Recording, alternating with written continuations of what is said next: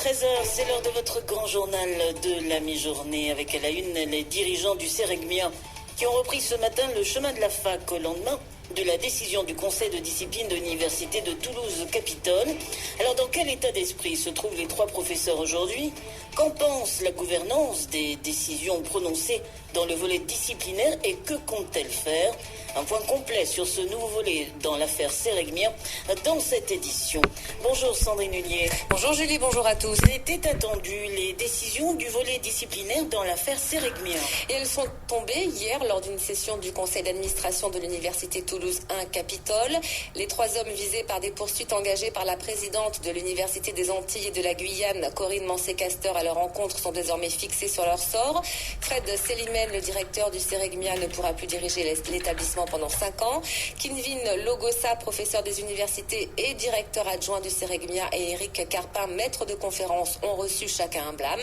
À l'issue de cette décision, c'est donc normalement que les trois hommes ont repris ce matin le chemin de l'université et de leurs cours.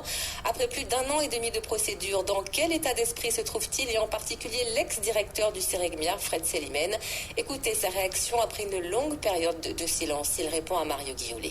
Nous avons repris les travaux depuis ce matin, nos étudiants sont là, nos collègues attendent pour qu'on remette en route les projets, qui seront saccagés aussi, bien entendu, nous le savons, mais nous n'arrêterons pas d'avancer, de construire, de reconstruire, et de reconstruire même sur des cendres qu'on nous aura laissées. J'en veux à personne, on est là pour construire, c'est ça que je veux, je n'en veux pas, je veux que cette université se remette sur les bons rails.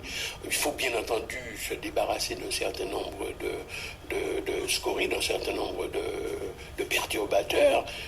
Il faut reconstruire cette maison, c'est ça que je veux, j'en veux pas, je veux reconstruire comme on l'a fait dans le temps et se remettre à discuter. Pas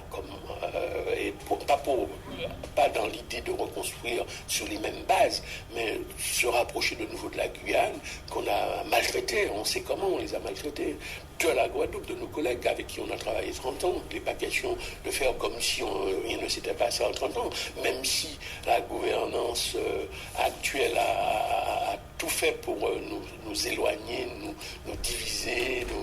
Mais l'idée, c'est de reconstruire avec eux, pas sans eux, mais avec eux. L'ancien directeur du Céregmia, Fred Selimène, qui répondait à Mario Guillaulet.